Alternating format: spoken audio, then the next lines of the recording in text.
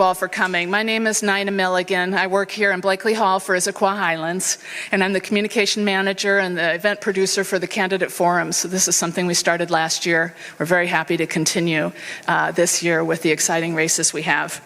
I want to remind you of the other two candidate forums here at Blakely Hall. One is Wednesday, September 19th, when we've invited the 5th Legislative District candidates. It'll be the top two because this is after the primary. So two positions, two candidates each.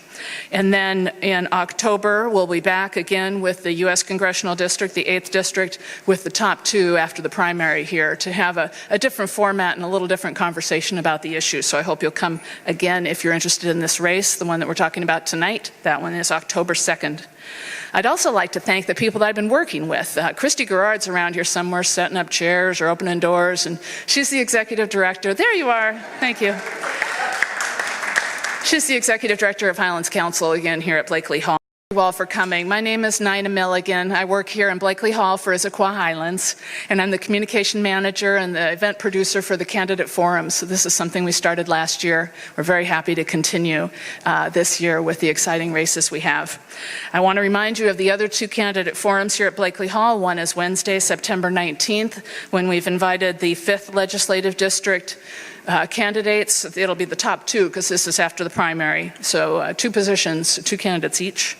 And then in October, we'll be back again with the US Congressional District, the 8th District, with the top two after the primary here to have a different format and a little different conversation about the issue. So I hope you'll come again if you're interested in this race, the one that we're talking about tonight. That one is October 2nd. I'd also like to thank the people that I've been working with. Christy Garrard's around here somewhere setting up chairs or opening doors, and she's the executive director. There you are. Thank you. She's the executive director of Highlands Council again here at Blakely Hall. And then on the planning team for this forum is Renee Zimmerman, who's doing the timing up in front and is a planner and very helpful in coordinating things. Bill Shaw from Sound Publishing, and he's here, has helped with his wisdom in these things, and Nate Perea. Thank you, Bill. And Nate Perea, who I'll introduce in a moment, our moderator. I also want to thank Bill for the media sponsorship that he's provided through the Issaquah-Sammamish Reporter. I want to thank Quinn, Ryan, for stepping up when Issaquah TV couldn't be here, and Aaron from Summit Life Church with the audio. Thank you very much for being here. Now I'd like to introduce our moderator, who's coming back for another year of doing moderating for these candidate forums. Nate Perea grew up in Issaquah, and then he moved back here to Issaquah Highlands with his wife to raise a family. He's well known as a public speaker, a master of ceremonies, a keynote speaker, and an expert panelist for many local and regional events.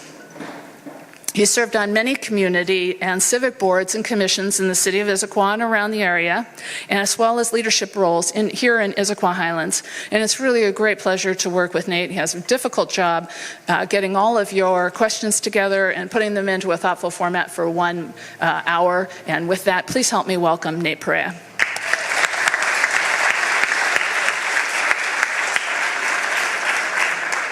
Well, thank you, Nina. And every time she introduces me, I get a little nervous because now I got to live up to all those things. And I'd like to say hello and welcome to all of you here in the room tonight. And for those of you who will be watching online later, thank you for tuning in. I really do appreciate all of you being here tonight. You know, you all here tonight in this room, it says a lot about you. It's summertime. It's really hot in here. And, well, this is politics. So you guys are the dedicated ones. You're the ones that have come here to be involved. And what we're doing here tonight is important and it's significant. What's so great about public forums like this is that we're putting people in touch with people, constituents in touch with candidates, and we are all forced to look each other in the eyes and not just hear each other's words, but feel the energy and see the body language of the people who are answering questions and having this discussion.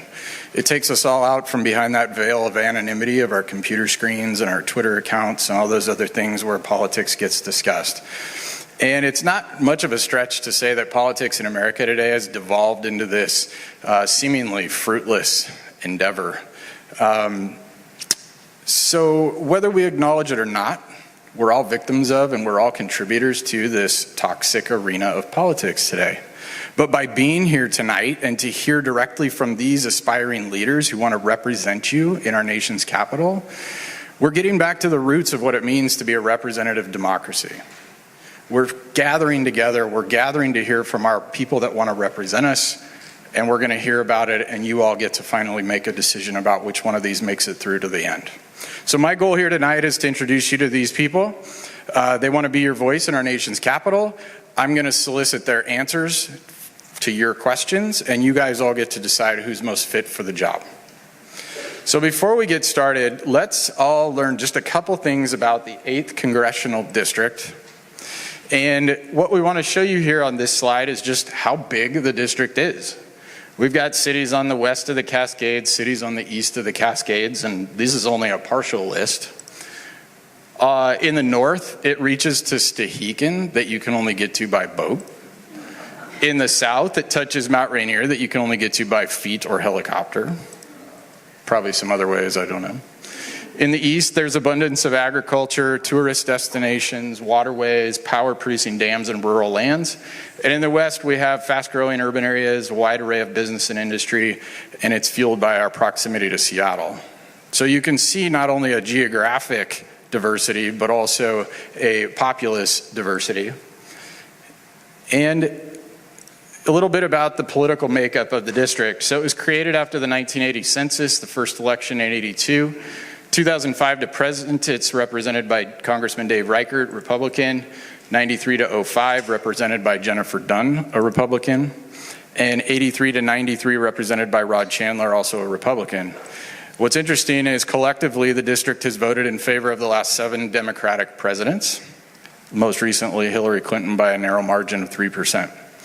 And in this current race of all the candidates involved, as of about a week ago, there was around $6 million raised by all candidates in this race. It's one of the most highly watched races around the country and one of the handful that many people think will determine the balance of power in the House. So really, really important work that we're doing here today. So let's go ahead and talk about a little bit about our format for tonight. We're going to have a series of 7 rounds of questions. All of these questions were taken in from the public. We had about 63 questions that were submitted as of today. We took them and tried to distill them down into 7 questions that we can ask of these candidates. And each of them will have 2 minutes to answer each question. We are not allowing for rebuttal in this forum. I will reserve the right to ask a candidate for clarification or prod a little more if we're getting a non-answer, we need a little more info. And following the forum, if your questions did not get addressed here, stick around and meet and mingle with these candidates and see if you can get your questions answered directly. Sound good? Everybody ready? Okay, so I will introduce our candidates here tonight. We invited all of the leading candidates to the race. These are the 3 that accepted the invite. Those others either declined or couldn't make it tonight. So I want to meet, this is in no particular order, just to introduce these folks. First, we've got Jason Rittereiser here in the middle. Jason has no prior elected experience. However, he is an attorney. Jason received his Juris Doctor degree from DePauw University in Chicago and his undergraduate degree from the University of Washington.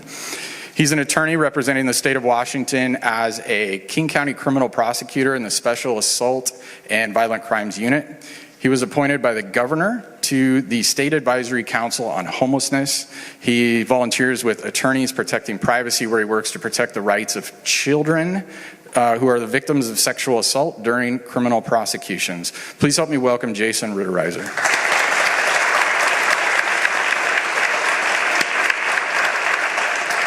Next, we have Dr. Shannon Hader, also no prior elected experience. Shannon graduated from Auburn High School and went to Stanford University for her undergraduate studies. She earned her medical degree from Columbia University. Shannon completed a residency in medicine and pediatrics at Duke University Medical Center and infectious diseases fellowship at Emory University. It's difficult introducing doctors. Their things are so long. Syllables. Most recently, Shannon was the director of the Division of Global HIV and TB at the United States Center for Disease Control and Prevention, where she was a part of the President's Emergency Plan for AIDS Relief. Please help me welcome Dr. Shannon Hader.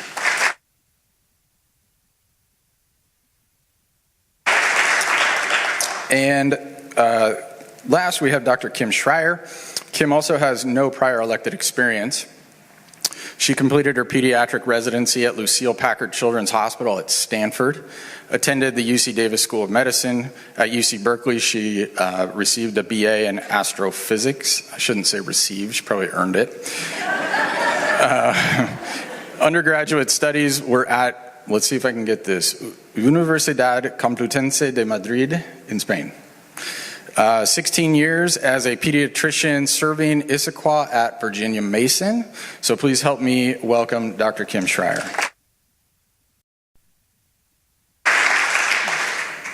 Two doctors and an attorney, so I feel very unaccomplished standing up here. I got a degree in just under 5 years, barely made it to class. Okay. Let's go ahead and get started. So in this opening round, Dr. Schrier, you're going to go first. Dr. Hader will go second. Jason, you will go third. And then we will rotate throughout to make sure everybody gets a chance and go in each position. So the opening question is a difficult one, and I want to make sure you guys really think about this. They each have 2 minutes, and Renee is your timekeeper here. She's brutal. Don't cross her. Dr. Schrier, the opening question is going to be to you to just tell us about who you are. And this isn't so much about policy or that sort of thing. Let us know the person. Who is Dr. Schrier? You have 2 minutes. Thank you. Well, I'm Kim Schrier. I am a pediatrician and a wife and a mom, and I have been living and working in this district taking care of thousands of children and their families over the past 17 years. And I love my job, and I am good at my job, and it was never in my life plan to run for office. But the 2016 election was a huge wake-up call for me. And I really consider this administration to be a threat, a direct threat to the children and the families that I take care of in so many ways. So I did what a lot of you did. I marched in the Women's March, and I rallied. And when that first Trump care bill came out, I went and met with Reichert's office. 3 doctors and myself went. We explained all the ways this would be terrible for the people in this district. It would be terrible for our patients, and that 70,000 people in our district depend on the ACA. And days later, he voted for it anyway. And I was ticked off. Because we deserve better. We deserve representatives who will really represent us, people who have not lost touch with the district, and especially at a time when we have a Donald J. Trump in office, we really need representatives who will stand up and do what is right for the country and not just for party. And so I decided to run against him. And I have lots of concerns about the health and well-being of my patients. It's not just about health care. It's about whether they have clean air to breathe and clean water to drink, whether we have a great public education system for our kids, Social Security and Medicare for our adults, and whether we have public lands that are truly public. So this message is resonating. Here I am, the community pediatrician, to go and represent the community. And that's why I have had so much support from many of you in this race. It is why I have over 6,500 people who have donated their hard-earned dollars to this campaign. It is why Emily's List has endorsed me, why Planned Parenthood has given me a sole endorsement, why the Washington State Labor Council has also endorsed, along with the aerospace machinists, and I would love to earn your confidence and your vote and your volunteering. Thank you. Thank you very much. And Dr. Hader. Good evening, everybody. Good evening. Need to make sure no one's having heat stroke here. So those cards also work really well as fans. Good card stock. I'm Shannon Hader. I am running for US Congress for that seat that Dave Reichert is stepping down from, and we got to make sure Dino Rossi stays out of, in my opinion. I am an Auburn girl, 5th generation in the Auburn, Kent, Tukwila Valley. Grew up on my great-grandfather's old farm property. Dad is a Navy vet and a Boeing guy. My mom taught dance and art at community centers where she still volunteers. And I was raised with the values that I think a lot of us in this room share. My parents raised us to work hard, take care of the people around us, and try to make the world a little bit better place. So when I graduated Auburn and went off to college, I became the first person in my family to get a 4-year college degree. Went in, as mentioned, to become a medical doctor and a public health doc. And when I was done with all that training, I chose a life of service. I joined the Commission Corps of the US Public Health Service, which is one of our 7 uniformed services in this country. And I was assigned to CDC as an Epidemic Intelligence Service officer. As mentioned, I was most recently back at CDC running our Division of Global HIV and TB, which really is a very big job. I had a team of 2,000 people, 45 countries, budget of $2.4 billion a year that I was responsible for, that we drove quality and outcomes up and costs down. At the time I left, my team and I had contributed to more than 2.2 million babies being born HIV-free across this globe who otherwise would have been infected. And that is a successful bipartisan program in this day and age. So I'm a true believer. I'm a true believer that government can and should work for the people, and I don't see it working for us right now. Not for my family and neighbors, not for everybody across this district, this state, this country. And so I am bringing a combination of the experience to get things done day one and the community connection to make sure I'm representing all of us to go up to the Hill, hold Trump accountable, Thank you, and Dr. change the Hader. direction of our country. Jason, 2 minutes for you. How's everybody doing tonight? Motivated, ready to beat Dino Rossi, right? All right. My name's Jason Rittereiser. I was born and raised in this district. I grew up on the other side of the mountains. I grew up in Ellensburg, and I grew up in a law enforcement family, and a family that struggled to make it into the middle class. My dad was a police officer and became a police chief. My mom served on the Ellensburg City Council and started the Children's Museum, and I was really fortunate to grow up the product of 2 public servants. My first job was on a hay farm in the Kittitas Valley. I drove a swather and a bucked hay to pay for college at the University of Washington. Got a degree in economics and went to work for Congressman Rick Larson in the 2nd District. Then I went to law school, and I came back to serve as a criminal prosecutor for King County. I really had the privilege of going to work every single day focused on protecting the community. And about 5 years ago, I went to private practice to a law firm focused on labor and employment, representing employees, standing up for workers' rights, and taking on powerful interests across this country to fight for people, to be a voice for people that need it. Now, since I have had the right to vote in our country, we have been at war. We have gone through the worst recession in 100 years. Our climate is rapidly deteriorating. We have people who are denying science in charge. And I'm frankly angry about where this country's headed. I'm running for Congress because I think it's time for the next generation of leaders to step up and take on our challenges. I think it's time as a country that we lead with our values again, and that starts in Congress. Donald Trump stood on a foreign soil, on stage with Vladimir Putin, just a couple of days ago, and sided with the Russian Federation over American law enforcement. To me, this election is about protecting our democracy. It is about standing up to a Trump administration that's trying to burn this place down. And I will fight every single day on behalf of working class people in this district to make sure we turn our country around and point it right back in the direction we all want. I think there's an opportunity to send a person to Congress from the 8th Congressional District for the first time in history that has a D by their name. And I'd love to earn your support. I'm happy to look forward to chatting with you throughout this race. Thanks. Thanks, Jason. As we move into the next round, I should note that the categories for the questions that were submitted were leadership and governing style, gun violence, immigration, trade and economy, international relations, taxes, and healthcare, and other. Overwhelmingly, the questions revolved around immigration and governing and leadership style, which I thought was interesting. This next round, Dr. Hader, you'll go first, followed by Jason, and then Dr. Schrier. So as we've just seen, the 8th Congressional District is a very large and very diverse district. Simply put, what makes you the best candidate to represent the very diverse interests and needs of the district? And the people that submitted this question really emphasize they want specifics. So, Dr. Hader? So I love this district. I love this purple district where we have purple families, where we are entirely small to medium to teeny tiny little sized towns. And I think we have both some unique problems that aren't getting enough attention, but also a bunch of unique opportunities that aren't getting enough attention, and that's why I'm here. What makes me uniquely qualified, particularly for this district?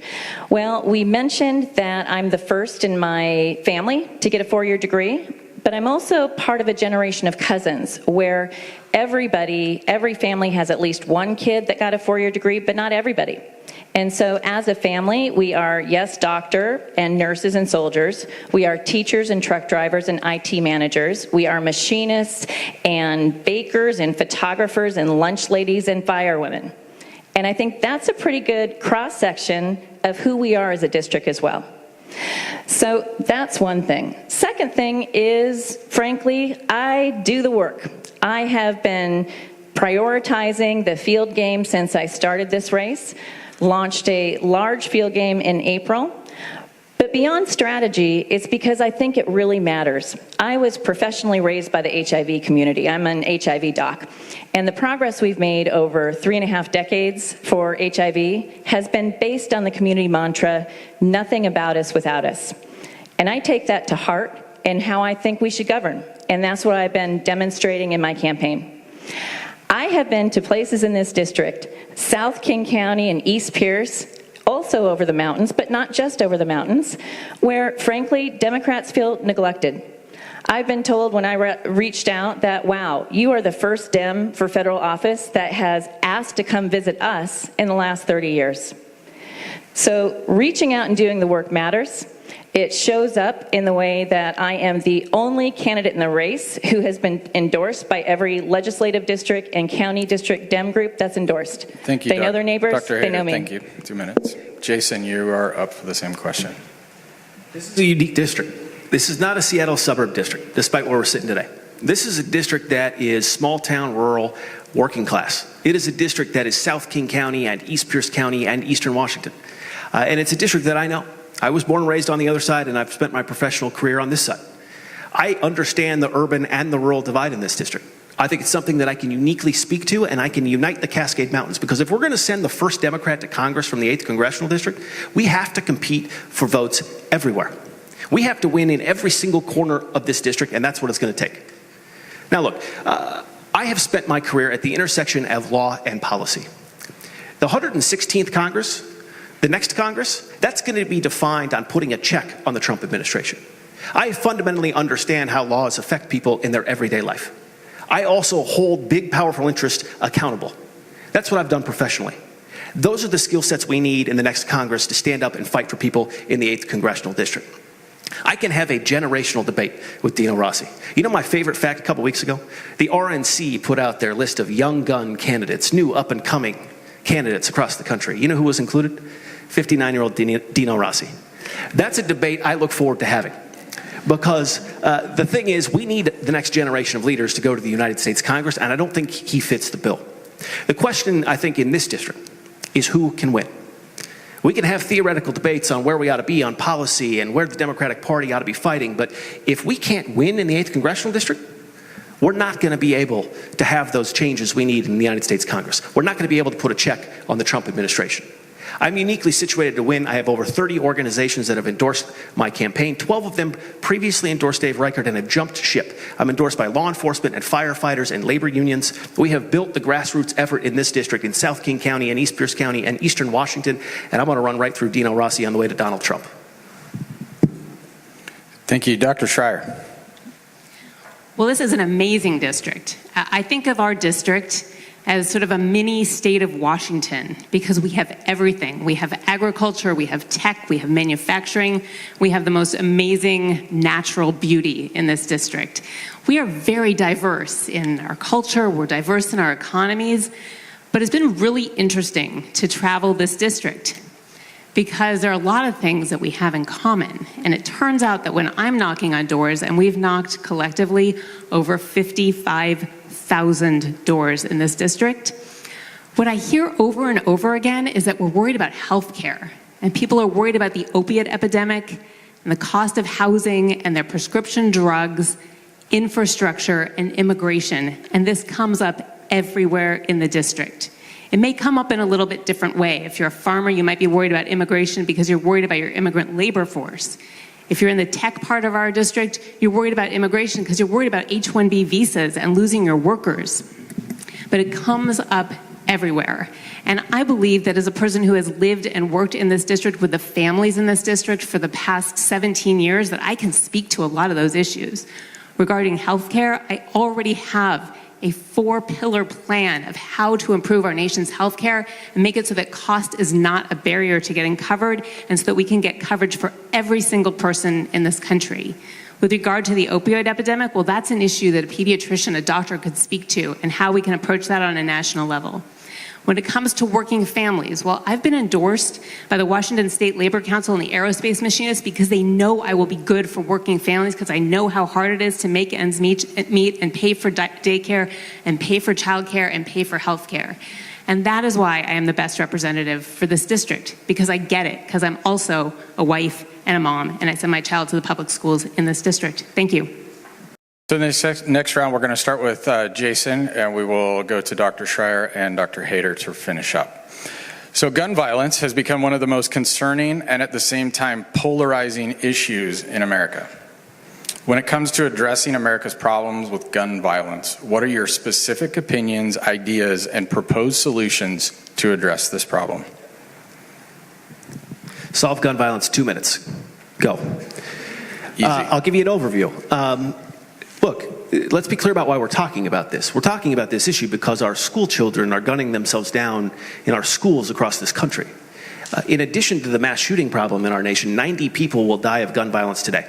64 are going to be because of suicide, 33 are because of homicide, and 3 are because of accidental death. And that's on a day that there's not a mass shooting.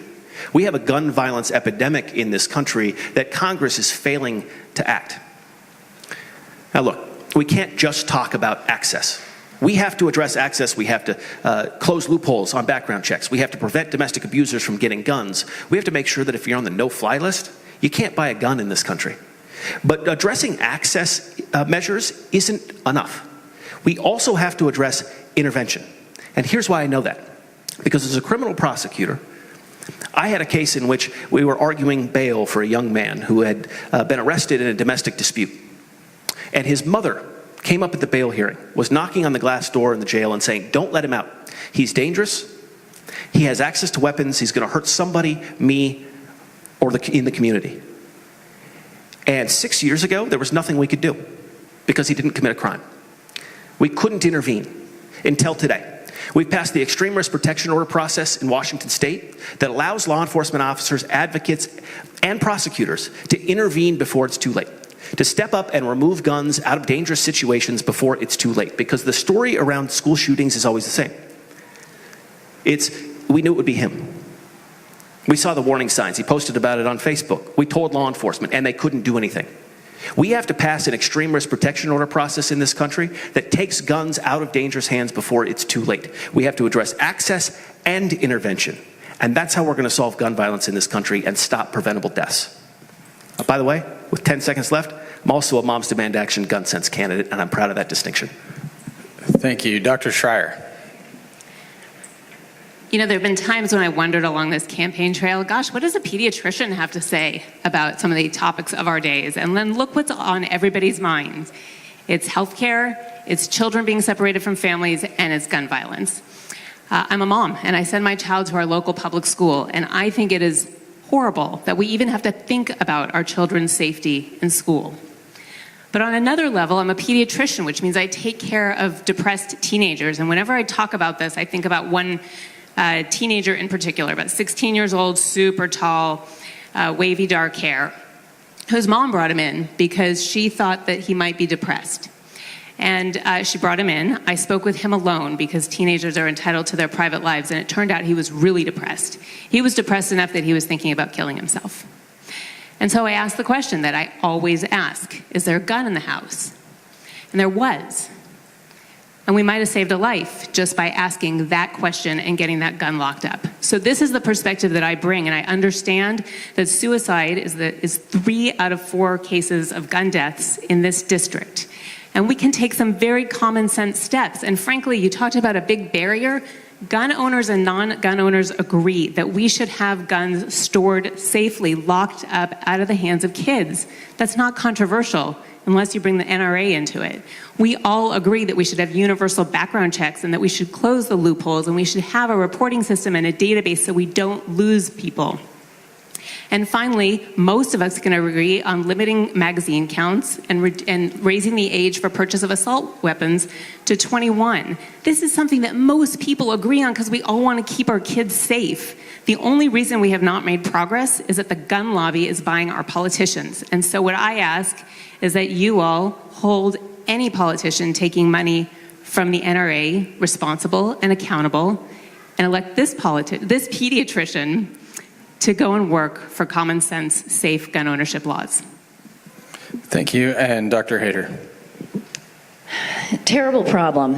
And across this purple district, I know that gun owners and non-gun owners alike want fewer deaths by guns, and they want their kids to be safe when they go to school.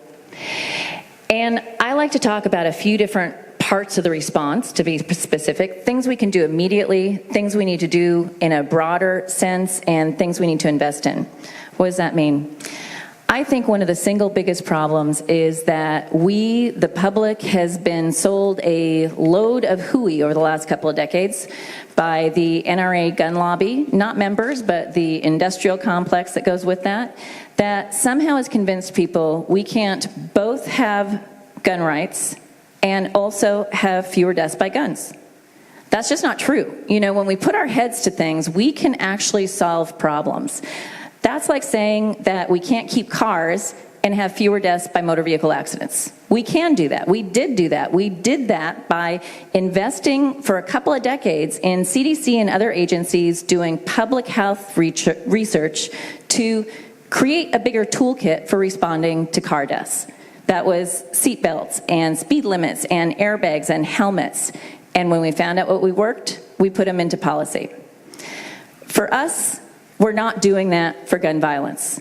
So yes, we need to do some things immediately. We need to have universal background checks. We need to make sure the systems doing those checks work. And we need to, in my mind, reinstitute the 1994 ban on assault weapons and everything that's in that legislation. Second, we need to invest in that public health response that gives us even more tools. Tools, yes, for assault, but also for accidents and also for suicides. 2 to 3 suicides by gun for every death by assault. I would mandate that CDC resume gun violence prevention research, not on a business as usual approach, and give us some more answers. Thank you very much. So this next round, we're going to start with Dr. Schrier, we'll have Dr. Hader, and we'll then end with Jason. If you are to be elected and serving the 8th District as a Democrat, what sort of a role in Washington, D.C. can voters expect you to play? Will you be purely a staunch obstructionist to President Trump and Republican agendas and priorities? Or will you be a collaborative member of Congress seeking common ground on issues that would benefit your constituents, even if it means supporting legislation introduced by the Trump administration or Republicans? Dr. Schrier, you can start. What a question about politics in our country. I'm running as the pediatrician, definitely not a politician. I'm stepping into this exactly because I think that our politicians in Washington, D.C. have lost touch and they're not speaking up for us. But there's something else that I want to talk about with our politics today, because I'm really tired of the divisive politics that we see in Washington, D.C. right now. Just today, you may have gotten this in your mailbox. Anybody see this in their mailbox today? Let me read it to you. This piece of garbage showed up. It is from Shannon's campaign. Kim Schrier publicly came out against requiring vaccinations for children. A pediatrician should know better. What do y'all think about that? I have been a pediatrician for the past 17 years. Giving vaccinations is one of the most important things I do. This is my life's work, and this is a big, fat, plain lie. And I think it's really important that we elect people who are not politicians to go to DC and not put up with this stuff. Because we in the 8th District, we deserve better than this. We deserve people who are talking about healthcare and our public education system and our public lands and not spreading this garbage around. So I want to be really clear with all of you. I am 100% supportive of vaccines and everything that makes our vaccinated population greater.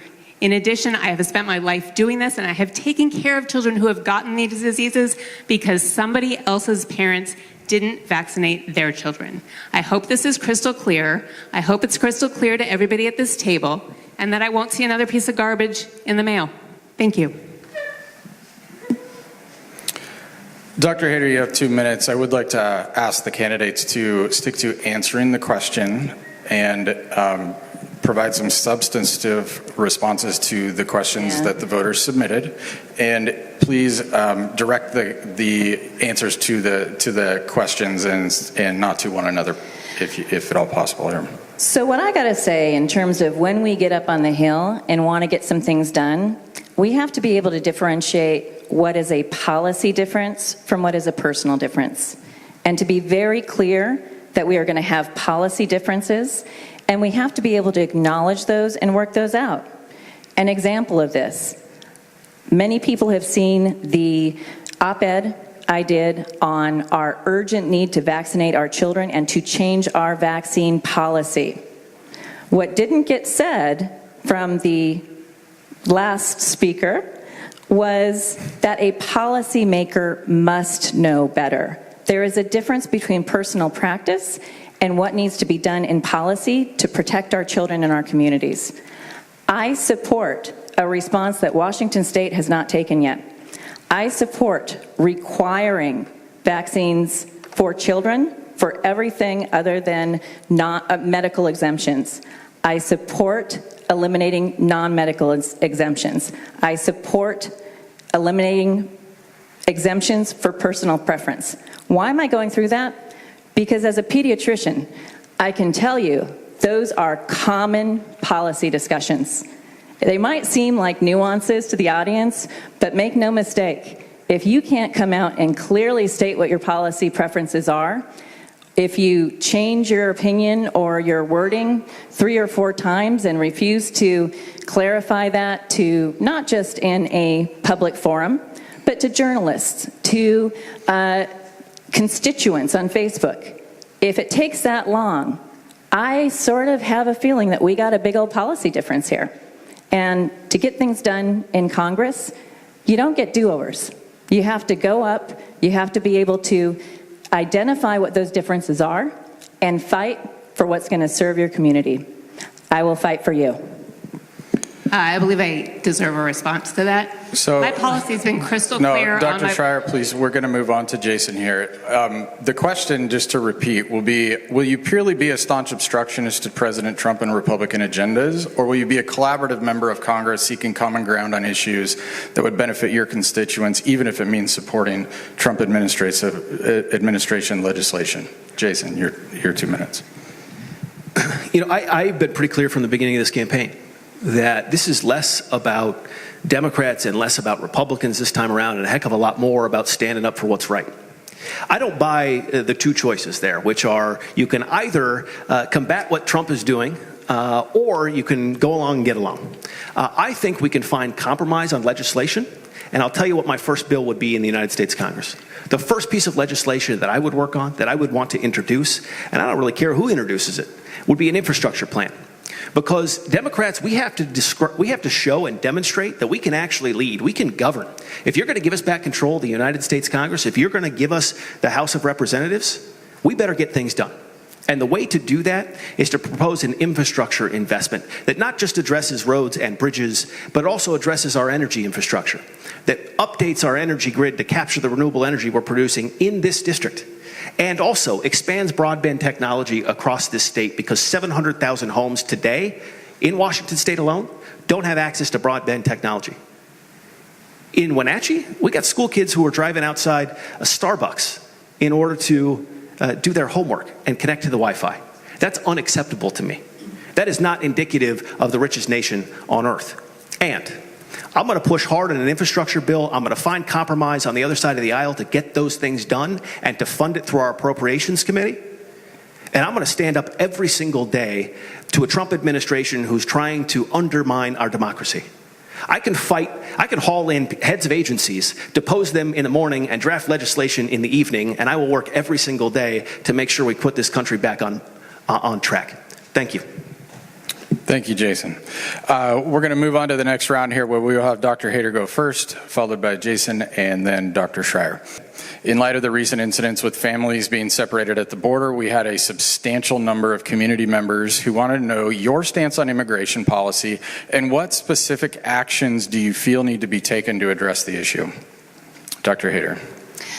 What an important topic, and unfortunate that we have to take more actions every day because it's getting worse and worse so quickly.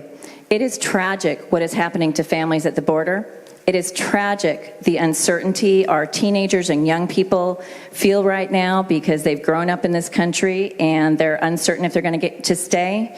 And it is tragic that we don't have the predictability of a new system and a pathway to citizenship for folks who have been part of our community for a really long time. I come from the philosophy we are stronger and safer and smarter and more prosperous when we embrace the people in our community who are contributing and who are family members and who are sharing each other to support. I mean, we're sharing the responsibility to support each other up. When I go across this district, I find nearly universal support for a clean and clear DACA bill. I hope we don't have to wait till January 2019 to get that clean and clear DACA bill approved and up there. So that's number one. Number two, what tragedy with HHS right now not even being able to get babies and children back to their parents on a schedule. We have to be able to provide the kind of oversight for fixing the mistakes that have already been made so that families are brought back together. Number three, it is critical that we have a pathway to citizenship that does not destabilize our communities. When I talk to the most Republican orchardists over the mountains, they tell me that they want this too. That they have a lot of long-term workers who are citizens or have green cards, but not all of their families around them do. And they can't afford to have their communities destabilized by this uncertainty, and they don't want it. And we also need to make sure that we are maintaining and modernizing our short-term work visas so that we don't make our agriculture and orchardists have to worry about not planting their crops. Thanks. Thank you. Jason, same question. The conversation around immigration changed in our country 6 weeks ago. It was not a policy response that was needed, it was a triage response. We found out that the Trump administration was directing federal agencies to separate children, babies, literally babies, from their parents. And so the question said, what do you do? The first thing I did was launch a nationwide pro bono legal effort to represent federal employees across the country for free to stand up to these policies being dictated by the Trump administration. There are opportunities when you run for Congress to comment on the national news cycle, and sometimes that's really important. Sometimes people listen. But if you have a particular skill set or you have a particular understanding, you got to step up and you got to take action immediately. And I'm not waiting to get to Congress to take on Donald Trump. That's why when we launched a nationwide pro bono legal effort, we actually talked to immigration officials who would refuse to carry out the Trump administration's policies because federal law protects federal employees from engaging in illegal conduct. They can be conscientious objectors and their job is going to be safe. What they needed is an attorney to step up and help them. It was a rule of law response, not a policy response. Now we have to pick up on the back end and not forget that we got to solve immigration in this country.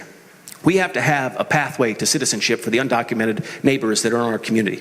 We have to pass a clean DACA bill. We have to address H-2A visas for farm workers and H-2B visas for temporary workers. We have to update the standards for employment for those folks because right now they're the least protected workers in the American workforce today. There is no reason that if you are an H-2B farm worker, you should somehow have less protections than somebody that goes to work at Microsoft. That is backwards to me. We also have to address the H-1B visa backlog because tech workers and tech companies have to be able to have reliable workers and have a reliable policy to enable them to utilize foreign work when it's appropriate.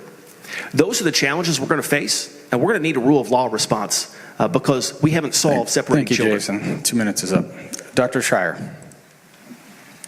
Well, we're a nation of immigrants. I mean, unless you are Native American, we all came here from somewhere. My grandparents came here fleeing a hostile Europe and looking for safety and looking for opportunity and a better life. And that ultimately is what makes the United States so great.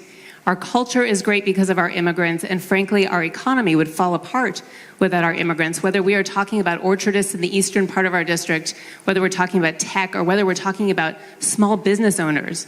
And 50% of small business owners are immigrants. We need to protect our immigrant communities.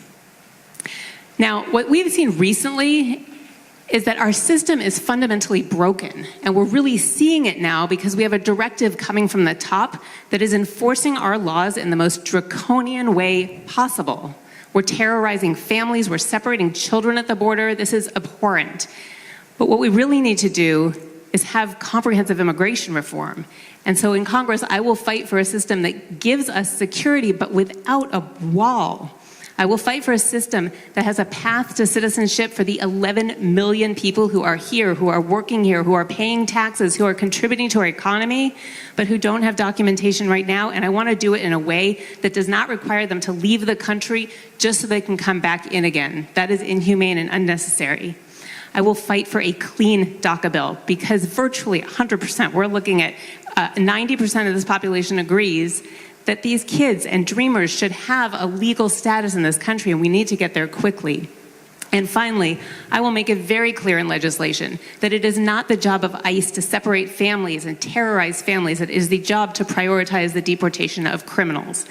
That is what I will fight for. We cannot lose sight of the fact that our nation is made great by immigrants. It is always the children of immigrants who become our Nobel Prize winners, our researchers, our teachers, our professors. And if we lose that and that sight, we lose the soul of this country. Thank you. So we are going to move into another category here that is just super simple to sum up in 2 minutes. So a lot of the questions that came in the door had to do with healthcare. Behemoth system in our country with behemoth problems. Tell us, in 2 minutes, what would be your priorities with healthcare? How would you address the issues today? And what do you see as the specific issues that are affecting the system today? And we're going to start with Jason on this one, followed by Dr. Schrier and Dr. Hader.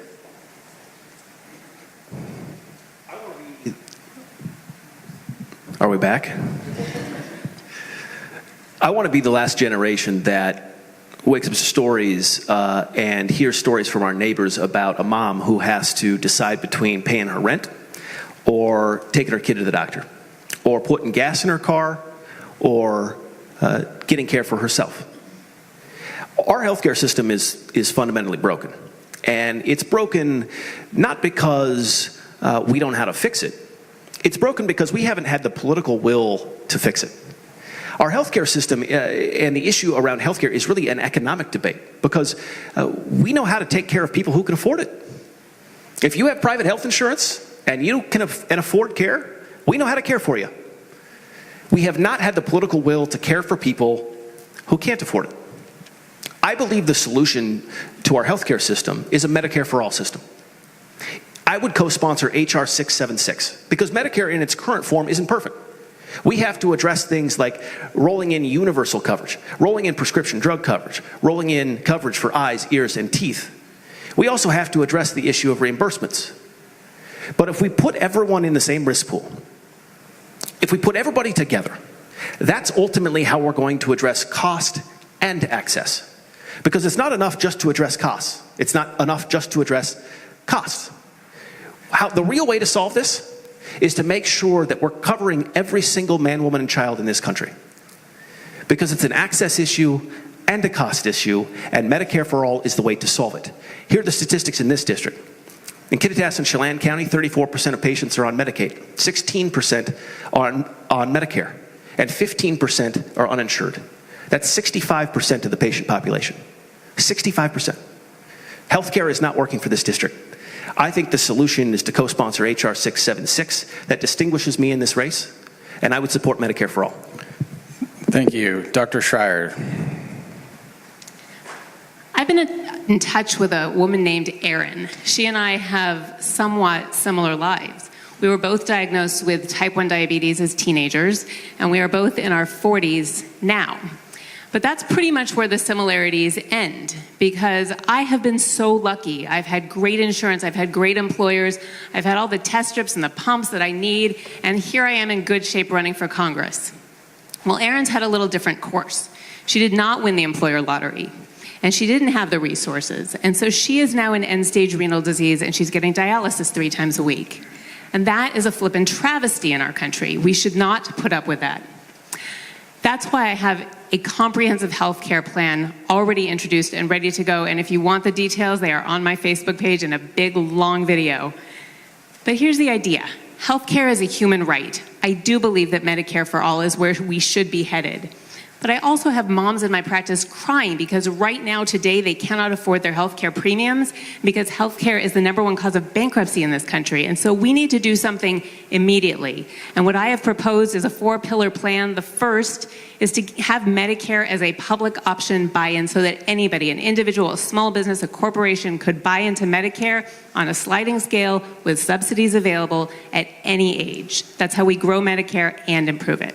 The second is to fight back against the escalating prices of our prescription drugs. And I have a 5-point plan on how you do that. And it includes Medicare being able to negotiate drug costs. It includes no more kickbacks. It includes transparency and stopping the direct-to-consumer advertising that is bad for all of us and that makes costs skyrocket.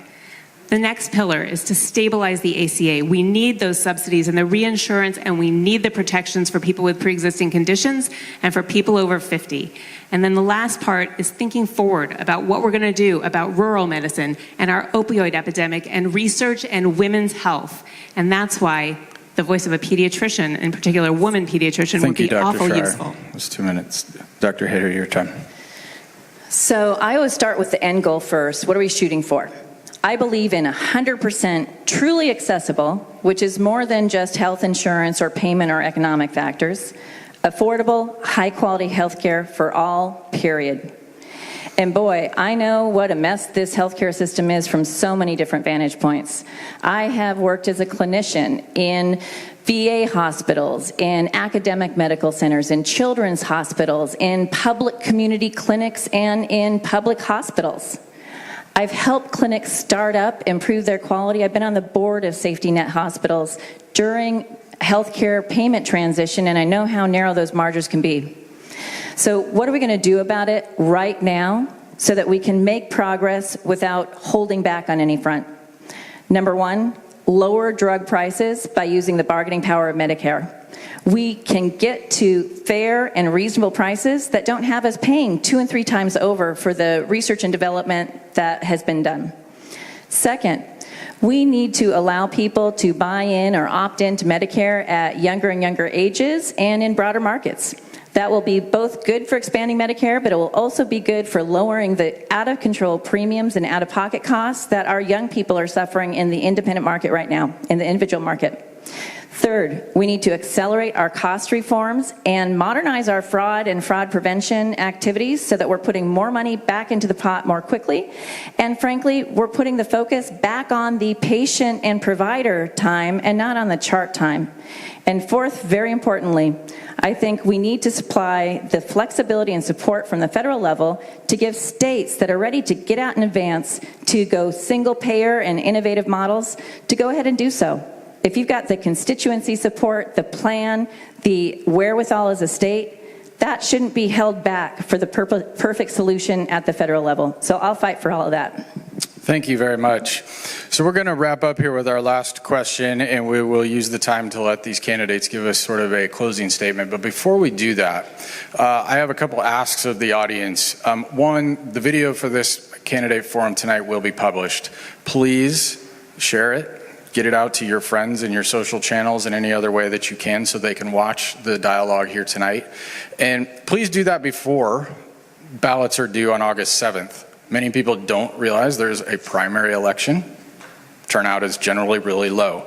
So I'm asking all of you here tonight to help spread that word. Make sure your friends and your family and your neighbors vote and share them the video of tonight's presentation.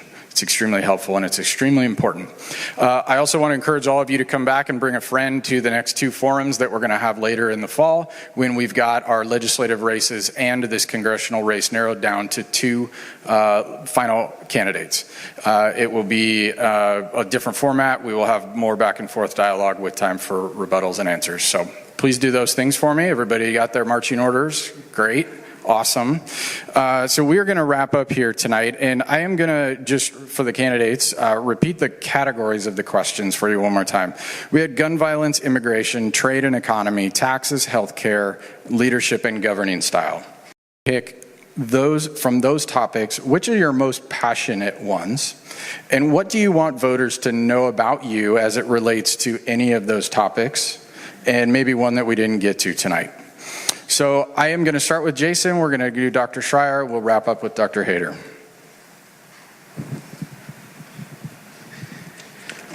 You know, this is an incredibly important race. There are 23 districts in the country that Democrats need to take back in order to control the House of Representatives. 23. We are one of the 23 districts in the country in which Hillary Clinton won a district currently held by a Republican. 6 of those districts are now open seats, and we're one of those. We will be the last district in the country to count on election night. The last swing district. No pressure. Here's the good news. We have an opportunity for the first time in Washington state history to send a Democrat to Congress from the 8th Congressional District. You know, Democratic leadership, they commissioned a poll, an independent poll, to see who can beat Dino Rossi in this district. I was the only candidate to beat Dino Rossi. I beat him 50-46 head-to-head. I do it through winning independent voters and connecting with people in Eastern Washington and winning votes in every single corner of this district. That's how important it is. This is a race we can win. We can change the direction of our country if we want to. We have to send people to Congress who can get through a general election, go to Washington, D.C., and stand up for people. I've built a career doing that. I've spent my career at the intersection of law and policy. I have represented people. I have wielded subpoena power to hold accountable powerful interests that don't play by the rules. That's exactly what I'll do in Congress.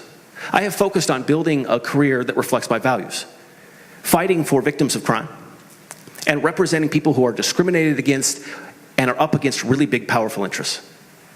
That's the type of leadership we need in the United States Congress.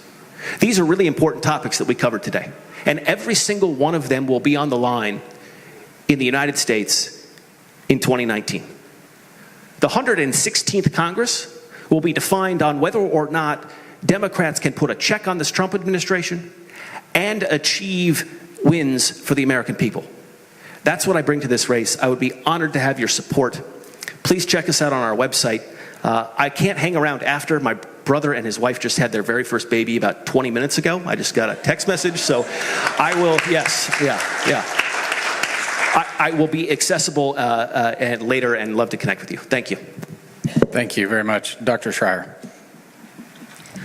Well, this is a critical race. It is a critical pickup for the Democrats. There is virtually no path to a Democratic majority in Congress without this 8th district.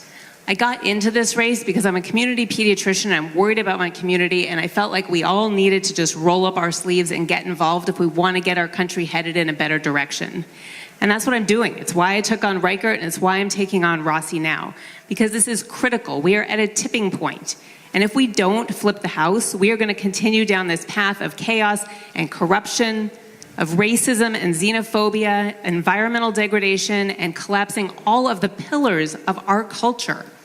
That is why this race is so critical, and that is why I'm leaving nothing to chance. If you want to know my governing style, then you look at my style of running a campaign, because the campaign that I am running is collaborative. This is not just about me. We are building an army to take on Dino Rossi. That is why I have the support. Going across this district, because make no mistakes, I've been doorbelling myself in up, down, back and forth across this whole district. Number one complaint, lack of action, lack of results in Congress. So what does that mean? What does that mean for governing style? What does that mean for leadership? I think it means a couple of things. I think it means, number one, at this time where many of us are extremely angry at our executive branch, at President Trump, at how we are being portrayed in the world, about how we are hurting our own communities. It's not enough to be angry and call names and put out rhetoric. We got to take action. I have a proven track record of delivering results with federal people and policy and dollars that change people's lives. And that's going to matter to beating Dino Rossi. Because you know what? He's going around saying, oh yeah, he's a middle-of-the-road, bipartisan kind of guy. We know the facts don't support that. We know that's not true. So proof points over talking points. Second, to get things done, we've got to be really clear. I have experience working in bipartisan manners in successful programs in this day and age, and they are about strategic negotiation and coalition building. They are about making sure that policy differences aren't misinterpreted or miscast as personal differences. They're about making sure you represent the community, you speak directly, and you put things on the table. I've got a whole host of stakeholders who've endorsed me. We're about to announce Congressman Jim McDermott is giving me his sole endorsement in this race because he's been a doctor on the Hill. And he says, you know what? Shannon has the experience and the know-how to beat Dino Rossi and start day one. And that's what I intend to do. I'd love your support. I'd love your vote. And I hope we all get through this together. Thank you. Thank you very much. Let's hear a round of applause for our candidates.